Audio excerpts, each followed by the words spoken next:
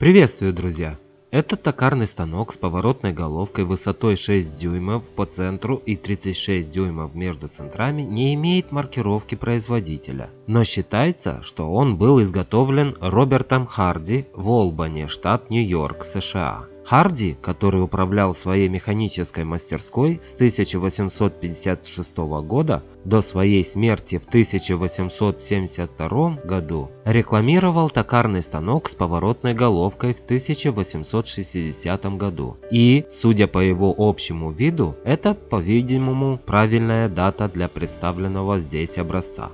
Предприятие Харди, производившее также паровые машины, котлы и другое оборудование, возможно, работало до 1879 года. Токарный станок был найден в подвале жилого дома, где он находился на протяжении жизни нескольких поколений. Это место находилось в миле или около того от того места, где когда-то располагался машиностроительный завод Харди. К счастью, токарный станок, возможно единственный сохранившийся экземпляр такого типа, дошел до наших дней в удивительно оригинальном, неповрежденном состоянии с полным набором сменных колес, лицевой панелью и также, возможно, первой самодельной подставкой. Очевидно, что станок задумывался как универсальный, но легкий. Установка бабки на 4 стойках не способствовала бы его жесткости. Его изготовление должно было быть дорогостоящим мероприятием, а цена продажи, как следствие, довольно высокой. Хотя другие токарные станки оснащались поворотными бабками, в Великобритании примечательными примерами были ранее 3,5-дюймовые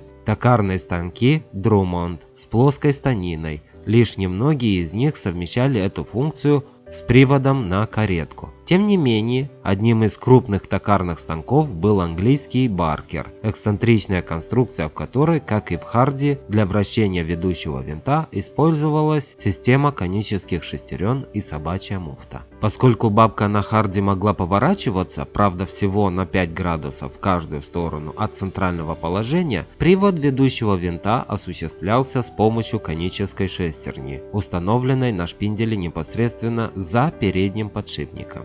Шестерня шпинделя входила в зацепление шестерней на вертикальном валу. Ось, вокруг которой вращалась бабка, проходила по центральной линии вала и передавала вращение вниз на вал, который был раздвоен, и каждый его конец, обращенный внутрь, имел коническую шестерню, которая входила в зацепление с аналогичной шестерней в нижней части вертикального вала. Любая из шестерен вала могла фиксироваться собачьей муфтой, расположенной между ними. Горизонтальный рычаг позволял зацеплять муфту с левой или правой шестерней. Они, разумеется, вращались в противоположных направлениях и тем самым изменять направление вращения вала. Окончательный привод винта осуществлялся с помощью шестерни, установленной на конце вала бабки, которая входила в зацепление с цепью сменных колес, соединенных с винтами. Регулируемым было только промежуточное сменное колесо, которое крепилось на шлицевом рычаге, закрепленном на шпильке, регулируемой в радиальном пазу, вырезанном в торцевой поверхности станины. Предполагается, что при повороте бабки в системе ременного привода должно было быть предусмотрено соответствующее приспособление, но, возможно, и нет, так как небольшие углы наклона были недостаточно крутыми, чтобы ремень создавал реальные проблемы.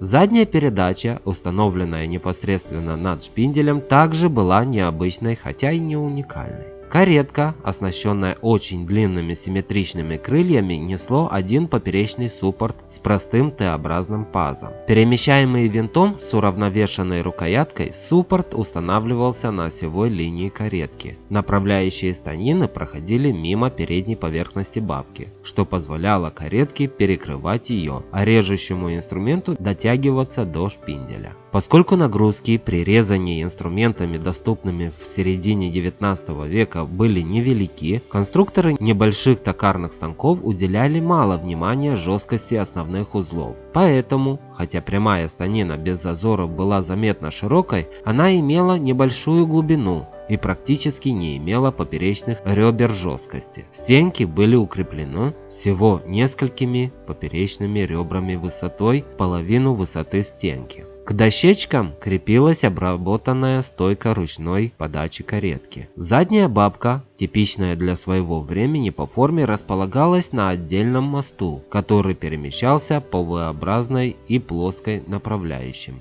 Мост имел два поперечных V-образных прохода, позволяющих смещать верхнюю часть, а для контроля установки использовалась гравированная бронзовая полоса, изогнутый контур, который отражал контуры, использовавшиеся в других частях токарного станка. Блокировка шпинделя была довольно сложной и представляла собой окружающее бронзовое кольцо, притягиваемое вверх верхней рукояткой. Сообщается, что был найден еще один токарный станок, похожий на Харди, но более крупный, и он также находится недалеко от Олбани.